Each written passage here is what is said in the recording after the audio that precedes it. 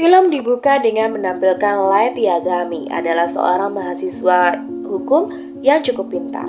Light mempunyai keluarga yang menyayanginya serta pacar yang cantik bernama Shiori. Namun sebulan yang lalu kehidupannya mulai berubah. Di suatu malam, Light berhasil menghack database kepolisian. Ia penasaran ingin mencari tahu apakah para kriminal menerima hukuman yang setimpal. Namun ia terkejut karena ada banyak penjahat yang kasusnya telah ditutup dan tidak mendapatkan hukuman setimpal. Akibatnya, para kriminal itu masih berkeliaran bebas di luar sana. Untuk membuktikan temuannya ini, ia pun membuntuti salah seorang kriminal yang tidak dihukum karena kasusnya ditutup, yang bernama Takao Shibuyamaru. Di dalam bar, Light sangat marah ketika mendengar Tako menganggap kejahatannya sebagai sesuatu yang remeh, karena korbannya ketakutan dan tidak ada yang berani menjadi saksi. Sadar ada yang mengamati mereka, Tako mengancam Light yang ketahuan menguping. Ia pun keluar dari bar. Dia membuang buku kuliahnya tentang hukum. Light merasa percuma ada hukum jika masih banyak penjahat yang masih bebas berkeliaran di luar. Di tengah jalan, Light menemukan sebuah buku yang secara aneh tidak basah, walaupun sedang turun hujan. Buku itu bertuliskan Death Note, atau buku catatan kematian. Light pun membawa buku itu pulang. Di halaman pertama, ada beberapa petunjuk tentang cara penggunaan buku itu. Di situ tertulis, siapapun yang namanya tertulis di dalam buku itu, dia akan mati. Awalnya, Light tidak percaya. Di layar televisi, Light melihat sebuah berita tentang pembunuhan dengan tersangka yang bernama Yosuke. Light pun iseng nih menulis nama Yosuke di dalam buku itu.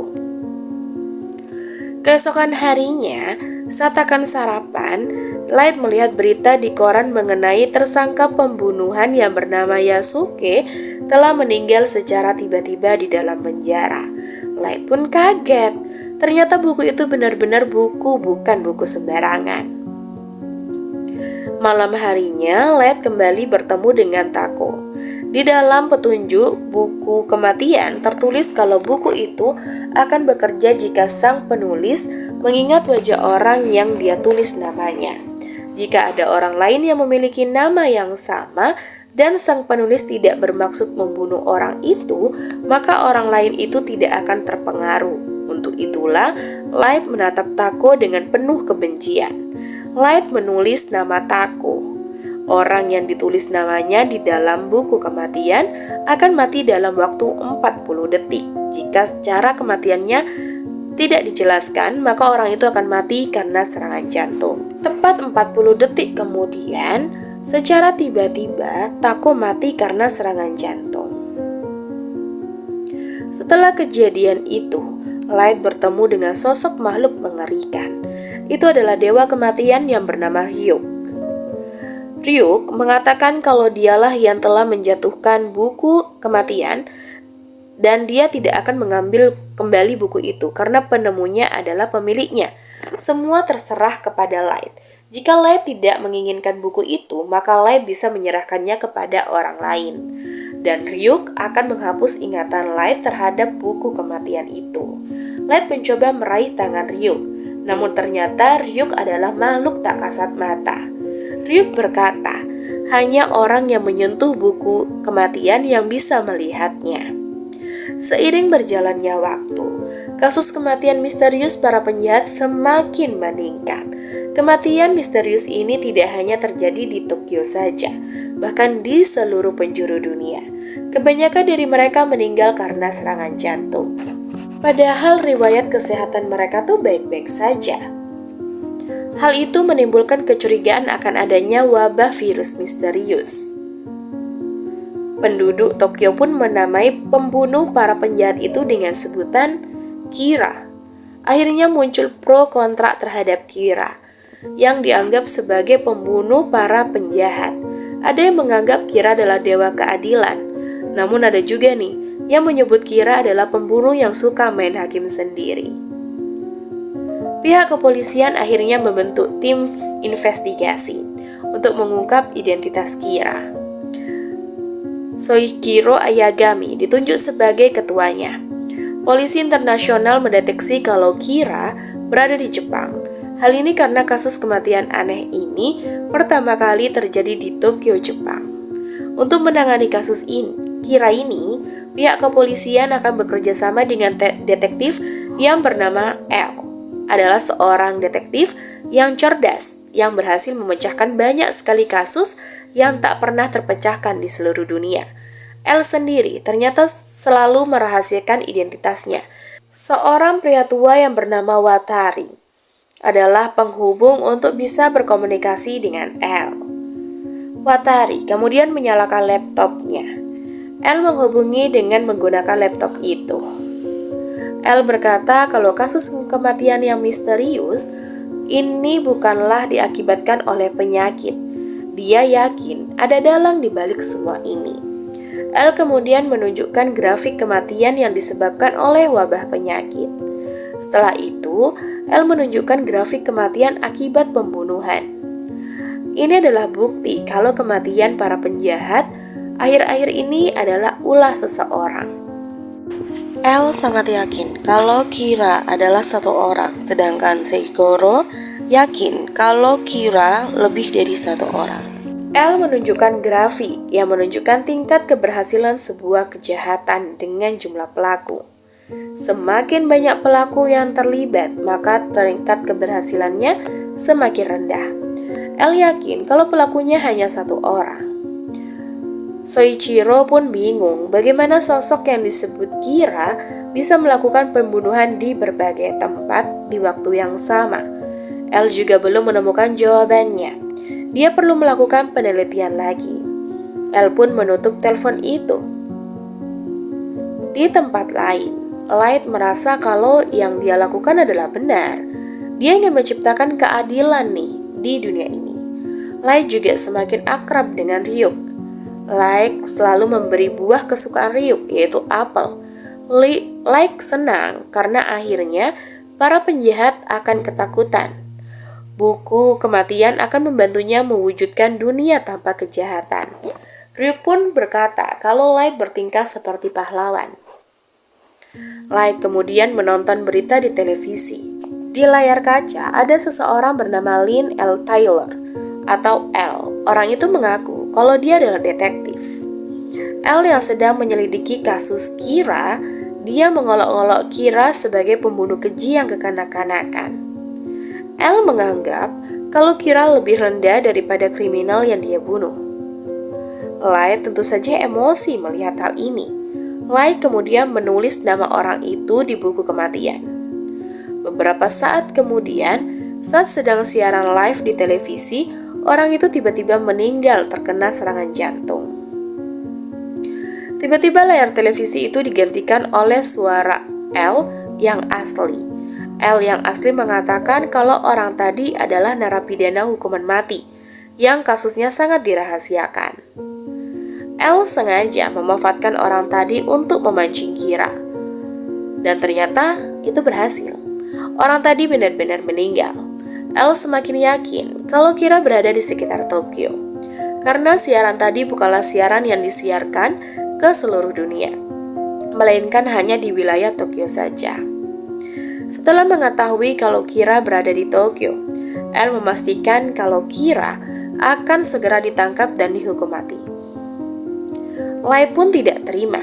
Dia masih merasa kalau dia adalah pelindung bagi orang-orang yang lemah. Light merasa kalau dia adalah dewa. Siapapun yang menentangnya harus dimusnahkan. Koran-koran di Jepang pun dipenuhi oleh berita L melawan Kira. Orang-orang yang tidak setuju dengan aksi Kira kini mendukung L. Pacar Light, Shiori, adalah salah satu orang yang tidak suka dengan perbuatan Kira menurutnya. Yang dilakukan Kira adalah main hakim sendiri, bukan keadilan. Light yang berlagak mendukung Kira mencoba menjelaskan kalau di luar sana banyak sekali penjahat yang tidak mendapatkan hukuman yang setimpal. Namun Shiori tetap pada pendiriannya. Di dalam markas kepolisian, L menunjukkan jadwal Kira yang melakukan aksi pembunuhan para penjahat. Dari jadwal tersebut terlihat kalau ini mirip jadwal seorang mahasiswa. Kira tidak akan membunuh jika dia sedang berada di dalam kelas. Petugas polisi yang mengepalai penelitian kasus Kira, Shikiro, ternyata adalah ayah kandung Light.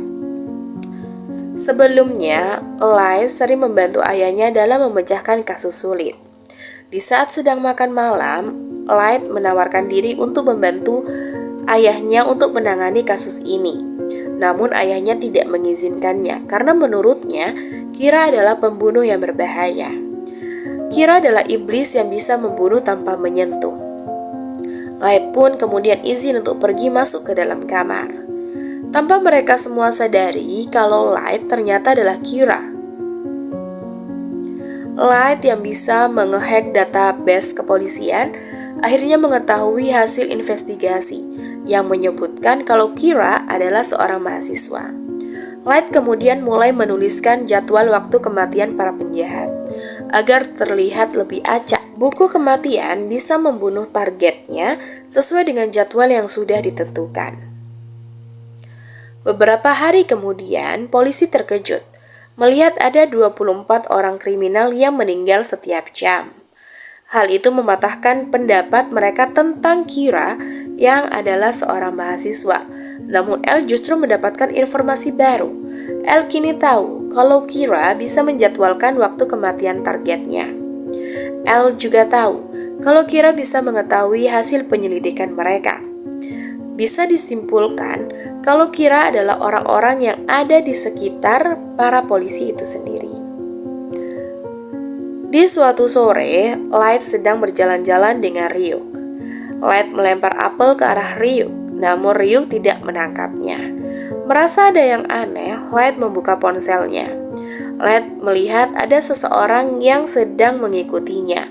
Ryuk pun memberitahu kalau sudah 2 hari ini Light diikuti oleh orang misterius. Setelah dilihat-lihat, Light merasa kalau orang yang membutuhkannya bukanlah polisi Jepang. Di dalam kamar, Ryu memberitahu kalau dia hidup dengan menyerap sisa umur manusia. Ryu menyerap sisa umur orang yang mati karena buku kematian. Ryu juga bisa melihat nama asli orang dan sisa umur mereka karena dia memiliki mata Shinigami. Mendengar hal itu, Light berkata kalau dia ingin memiliki mata seperti itu juga, agar dia bisa menulis nama orang di buku kematian tanpa harus bertanya. Rick juga bisa mewujudkan hal itu, namun resikonya sangat besar.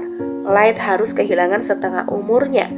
Mendengar hal itu, Light pun mengurungkan niatnya. Hari berikutnya, 3 narapidana meninggal secara misterius. Ketiganya meninggal dengan cara yang berbeda. Ternyata itu semua adalah ulah Light. Light mencoba cara baru dalam membunuh kriminal.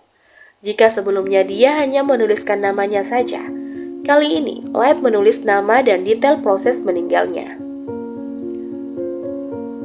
Light kemudian melihat ada berita tentang perampokan bank. Kedua pelakunya berhasil ditangkap, namun satu lagi masih buron. Buronan perampok itu bernama Osoreda. Light pun memiliki ide. Keesokan harinya, Light mengajak pacarnya, Shiori, jalan-jalan naik bis. Orang yang membuntuti Light tentu saja ikut menaiki bis itu. Dia duduk di belakang Light. Light kemudian berbalik dan bertanya, kenapa orang itu terus mengikutinya. Namun orang itu pura-pura tidak mengenal Light. Buronan perampok yang bernama Osoreda kemudian menaiki bis yang sama. Dia mengancam sopir dengan senjata api. Light kemudian mengeluarkan secari kertas dan menuliskan nama kalau dia akan menangkap perampok itu. Light memperlihatkan kertas itu kepada orang yang ada di belakangnya. Orang itu melarang Light bertindak bodoh. Namun Light dengan sengaja memprovokasi orang itu agar mengeluarkan kartu identitasnya. Light pun akhirnya tahu kalau orang itu yang mengikutinya adalah seorang agen FBI bernama Raye Iwamatsu. Light kemudian dengan sengaja menjatuhkan kertas itu. Melihat ada yang tidak beres, Osoreda mengambil kertas itu dan membacanya. Osoreda yang marah berniat menembak Light. Namun tiba-tiba dia melihat Ryuk yang mengerikan. Ternyata robekan kertas itu adalah kertas kematian yang membuat Osoreda bisa melihat Ryuk. Beberapa kali Osoreda mencoba menembaki Ryuk, namun tidak ada efeknya. Setelah kehabisan peluru, Osoreda menyuruh supir bis berhenti. Di saat dia keluar dari dalam bis, tiba-tiba sebuah mobil menabraknya sampai mati. Ternyata semua kejadian tadi sudah ditulis oleh Light secara detail di dalam buku kematian, dengan tujuan mendapatkan nama orang yang membuntutinya. Di tempat lain, Raya menemui tunangannya yang bernama Naomi. Naomi ternyata juga mata-mata FBI. Dia pernah bekerja dengan Elle. Naomi meminta Rai untuk berhati-hati karena Naomi sudah membooking gereja. Beberapa hari lagi mereka berdua akan melangsungkan pernikahan. Di dalam rumahnya, Light berpikir tidak mungkin hanya ada satu agen FBI yang memeriksa kasus ini. Detektif L pasti mengirim beberapa agen FBI untuk mengawasi orang-orang yang dicurigai. Sebagai kira, jika Light membunuh Rai sekarang, dia pasti akan ketahuan. Namun jika semua agen FBI itu tewas, Light tidak akan dicurigai. Ryuk pun mengingatkan kalau agen FBI bukanlah penjahat. Ryuk bertanya apakah Light tetap akan membunuh mereka. Namun, Light ternyata sudah gelap mata. Beberapa hari kemudian, secara mendadak, Raye membatalkan janjinya dengan Naomi yang akan melangsungkan pernikahan di gereja. Ray mengatakan kalau dia ada urusan penting. Ray pun pergi menuju ke kereta bawah tanah. Tanpa sepengetahuan Ray, Naomi yang mencuriga mengikutinya. Naomi mengamati gerak-gerik Ray dari kejauhan. Kereta itu pun berjalan. Ray mengambil sebuah amplop dan kemudian duduk di sebelah seorang pria. Ternyata amplop itu berasal dari Kira. Ada sebuah alat komunikasi dan beberapa lembar kertas di dalamnya. Setelahnya, Raya memakai alat komunikasi. Light ternyata berada di gerbong sebelah. Dia menyuruh Raya untuk menghadap ke depan jika tidak mau terbunuh. Raya pun meminta bukti kalau orang yang menghubunginya ini adalah Kira. Yang asli, Light menjawab kalau pria yang ada di samping Raya bernama Ozaki. 2 tahun lalu Ozaki ditangkap karena kasus pemerkosaan, namun dia dibebaskan. Di dalam kereta ini, tiba-tiba Ozaki meninggal karena serangan jantung.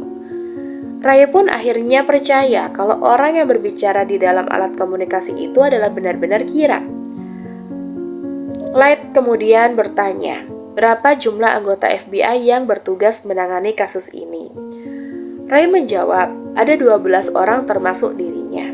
Namun, Raya tidak mengenal nama maupun wajah mereka satu persatu. Raya hanya tahu nama pemimpinnya. Kira pun menyuruh Raya menuliskan nama pemimpinnya di lembar kertas yang sudah disediakan. Kira lalu meminta Raya membuka laptopnya.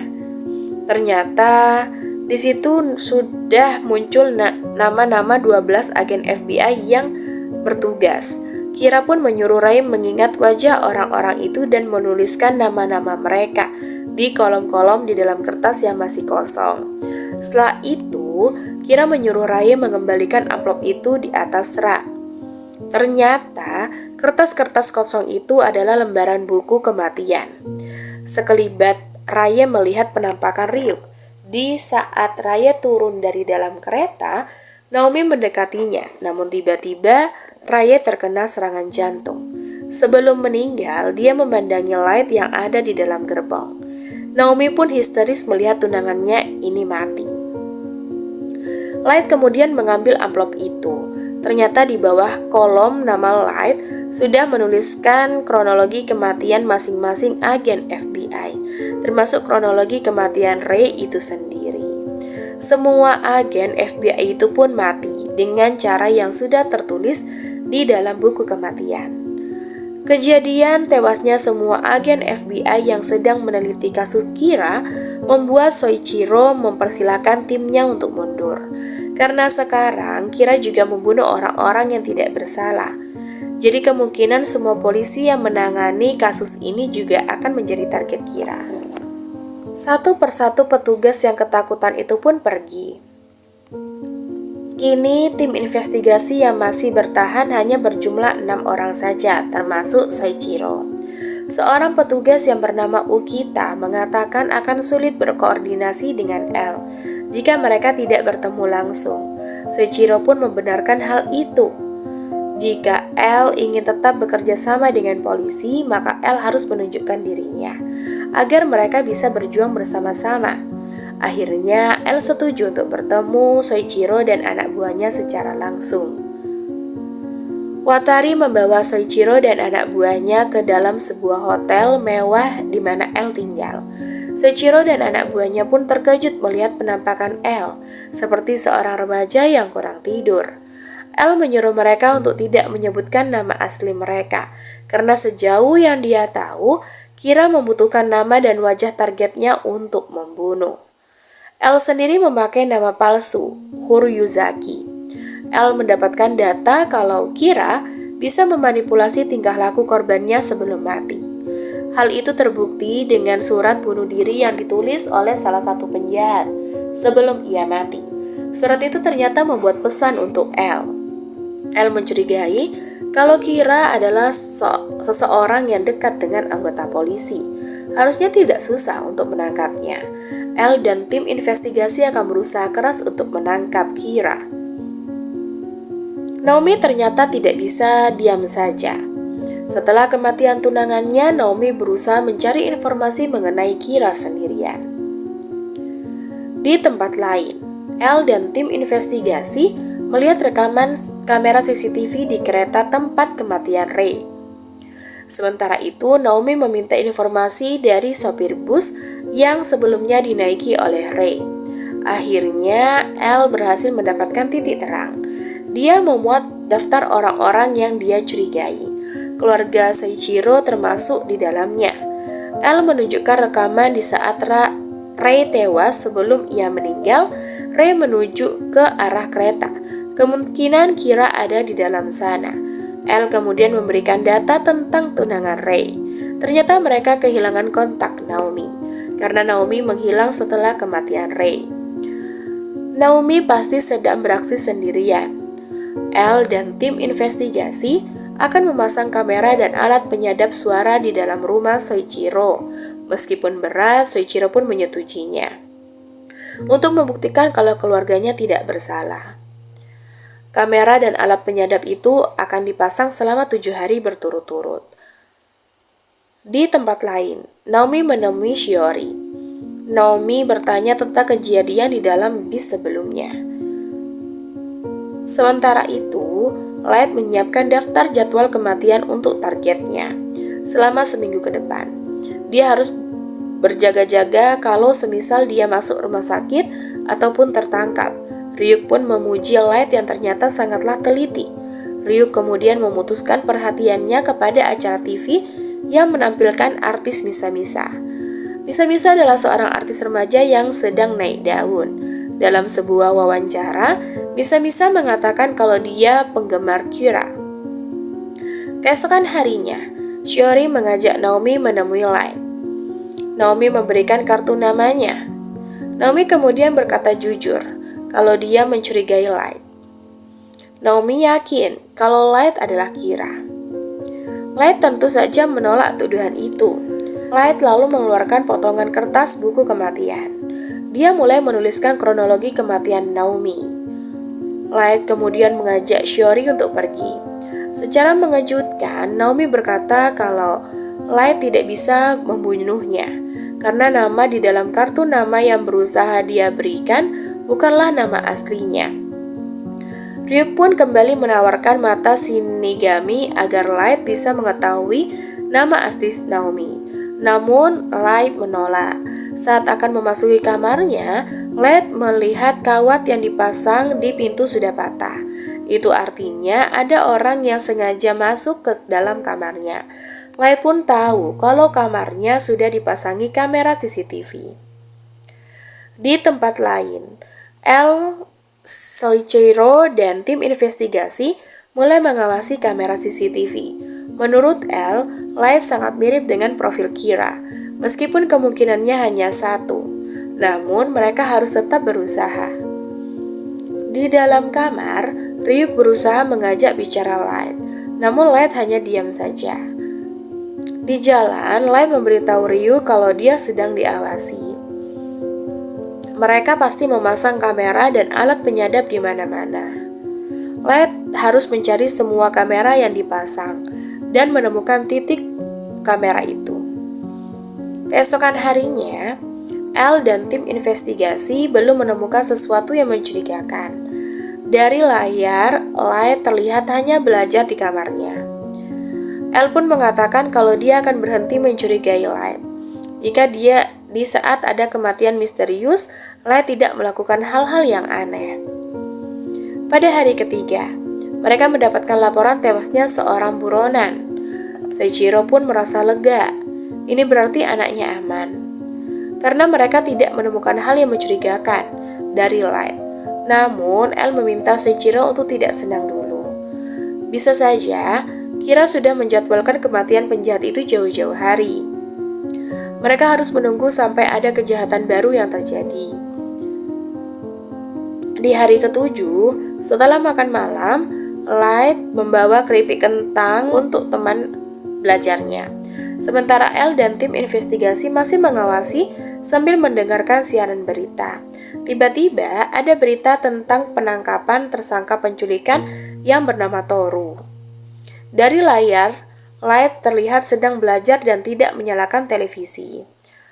Light pasti tidak tahu tentang berita penangkapan baru-baru ini. Namun secara mengejutkan, pembawa berita melaporkan kalau Toru baru saja tewas secara misterius yang diakibatkan oleh Kira.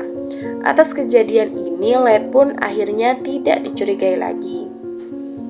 Namun ternyata tanpa diketahui, Light menyembunyikan ponselnya yang ada TV-nya, sepotong kertas kematian dan pulpen di dalam bungkusan keripik. Secara diam-diam, Light menuliskan nama Toru di kertas kematian. Kamera dan alat penyadap yang ada di dalam kamar Light akhirnya dilepas. Light pun lega. Di tempat lain, Naomi menghubungi Elle. Naomi berkata kalau dia akan membuktikan bahwa Light adalah Kira, walaupun harus mengorbankan nyawanya. Beberapa saat kemudian, Light mendapatkan telepon dari Shiori yang mengajaknya bertemu di museum seni. Di ujung telepon ternyata Shiori sedang diancam oleh Naomi menggunakan pistol. Dari jauh, Elle mengamati CCTV museum seni. Dia dan Seiichiro kaget melihat Light ada di layar. Ternyata Elle juga masih yakin kalau Light adalah Kira. Seiichiro pun marah karena Elle masih saja mencurigai anaknya sebagai Kira. Seiichiro menyuruh anak buahnya untuk mengirim bala bantuan ke museum seni. Di museum seni, Light kaget melihat Shiori sedang ditawan oleh Naomi. Naomi menyuruh Light untuk mengaku kalau dia adalah Kira jika ingin Shiori selamat. Light mengatakan kalau dia bukanlah Kira. Naomi mengancam akan membunuh Shiori jika Light terus-terusan berbohong. Light mengatakan kalaupun dia Kira, Shiori tidak ada hubungannya dengan semua ini. Light pun meminta Naomi untuk melepaskan Shiori. Namun akhirnya, Naomi memberitahu nama aslinya karena dia tahu Kira tidak akan bisa membunuh tanpa mengetahui nama targetnya. Naomi menyuruh Light untuk membunuhnya saat ini juga. Jika tidak, dia akan membunuh Shiori. Light kemudian mengeluarkan sebuah pena. Dia seperti akan menulis. Tiba-tiba mereka mendengar sirene polisi dan melihat Naomi lengah. Shiori berusaha kabur. Namun Naomi yang panik akhirnya melepaskan 3 tembakan tepat itu mengenai dada Shiori. Shiori akhirnya tewas. Naomi pun panik melihat petugas polisi datang. Naomi akhirnya bunuh diri. Light terlihat sangat terpukul melihat kematian kekasihnya itu. Beberapa saat kemudian, Light memberitahu Ryuk kalau sebenarnya dia sudah tahu nama asli Naomi sejak lama. Light melihat amplop dari gereja yang dibawa Naomi di saat Ray meninggal. Light mendatangi gereja itu untuk mengetahui nama asli Naomi. Jadi, Light dengan mudah membuat kronologi kematian Naomi, persis seperti yang baru saja terjadi. Ryuk tentu saja kaget, pasalnya buku kematian tidak bisa membuat orang saling membunuh satu sama lain. Secara mengejutkan, Light ternyata juga menulis nama Shiori untuk mati. Light menulis Shiori akan terbunuh oleh tembakan senjata. Tidak ada orang lain selain Naomi yang membawa pistol di dalam museum ini. Jadi pistol yang dibawa Naomi akan ditembakkan kepada Shiori. Jadi walaupun semuanya tidak tertulis, semuanya berjalan sesuai rencana Light. Ryuk yang seorang iblis pun kagum. Karena menurutnya, Light lebih kejam daripada iblis. Light akan memanfaatkan kematian Shiori sebagai alasan untuk bergabung dengan tim investigasi bersama dengan ayahnya. Tidak akan ada yang mencurigainya lagi. Ryuk pun semakin merasa kalau Light lebih buruk daripada iblis. Shiori benar-benar mencintai Light, namun Light tega mengorbankannya. Di tempat lain, Misa dikejar-kejar oleh penggemar fanatiknya. Penggemar psikopat itu ingin membunuh Misha. Tiba-tiba penggemar itu mendadak mati karena serangan jantung. Dari atas jatuhlah sebuah buku yang terlihat seperti buku kematian. Di tempat lain, Light kemudian mengutarakan keinginannya untuk bergabung dengan tim investigasi kepada ayahnya. Secara mengejutkan, L kemudian datang. Dia mengucapkan selamat bergabung kepada Light. L berkata kalau dia meminta bantuan Light untuk menangkap Kira. Sambil makan keripik kentang dan berakhirlah cerita ini. Semoga kalian terhibur dan kita akan kembali dengan film yang lain yang pastinya lebih seru.